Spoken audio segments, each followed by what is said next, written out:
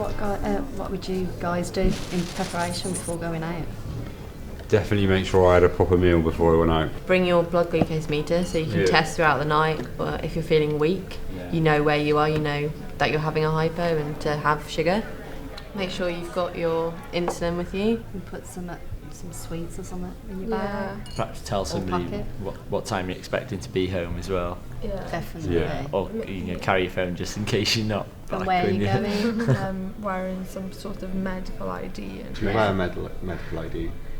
Yeah. I haven't got them. Where'd you get? I've got one on my Where'd phone. you get? I've got an ice card on my phone with my picture on. And it's just like the screensaver, so you can get it without unlocking it. Yeah, that's cool. Yeah. So hypos, how do we prepare for them when we're going out? How do you be careful? Definitely need to have your blood meter on you to check. And if you're going to have a sugary drink, depends if you're going to go dancing, because you might not necessarily need the insulin, because dancing will lower your blood sugars anyway. And if it's hot as well, you're more likely to have hypos. And your hypos can be a lot worse when you're drinking as well, because obviously your liver can't protect you, so you end up having seizures and things as well. So check regularly, and also try and alternate, I guess, your drinks. So try and have kind of just a Diet Coke in between, I think, as well, just to slow down. And I think the main thing is make sure you eat on the way home, isn't it? Have something to eat out. As well, if you are hypo, just tell someone, because the bar staff, in my experience, they've always been really good, and as soon as you mention it, straight away they will sort you out. So what do you think about the beer, wine and spirits, or the differences between them? Yeah, there's always a debate about this, isn't there, amongst people with diabetes. I drink cider, which is particularly sweet. But you, like Mark said earlier, you have to consider that even though it does push your blood sugar up, it will eventually drop it. So you have to be really... And quite quickly as well. Yeah, use common sense when it comes to covering it and bolusing for it and correcting. But then spirits have less of an effect. So even though you might think, oh, my blood sugar's perfect, actually, it hasn't spiked it, but it's going to bring it down really quickly.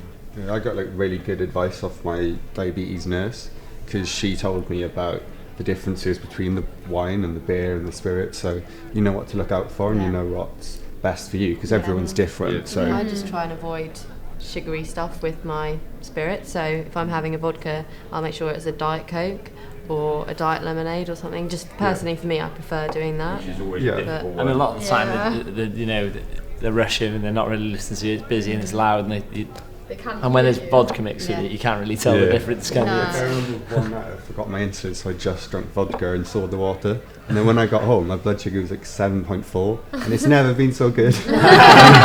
After a night out, and it was a really good night, so I was like, actually, definitely remember now. But I've always, my nurse always told me to not inject for alcohol, because it's just not worth the risk. I think they'd rather you are higher than passing out in a club or wherever you are. Saying drink loads of alcohol pops, because you are going to be shot up, so I'll try and avoid that. Alcohol pops are to be avoided. I think that's why it's so important to speak to your nurse or your doctor, because the way I've been told is inject for the first 5 alcoholic drinks. Okay. So if they do happen to be, for me, if they do happen to be beer, I'll take 5 injections. If it's beer and then, say, a vodka and Diet Coke, I wouldn't need to take anything for it. So because we've all got different things, I think the best advice you can get is from your nurse. To someone who knows you and your habit.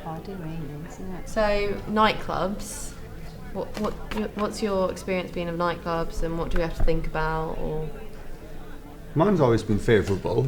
Sometimes I have been asked when you have to take everything out of your pockets, what the insulin is, and they see the needle and they seem to go on the offensive and what is this? And as soon as you say, then they've just been fine with it.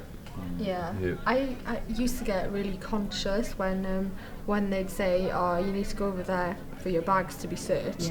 I just used to think, oh, I just hope this doesn't cause a scene or cause any problems, but most of the time it's been absolutely fine. And I think it's even better with a pump though, because you're just sort of there and it's not as obvious as an injection. I know some people have with clubs saying, you need to give me your equipment, I'm going to take that away from you, which is unfair, and I think you need to feed back to that club and talk to other organisations like Diabetes UK or companies like that and ask them for help to kind of argue on your behalf and with you, and then clubs will change once they get that feedback.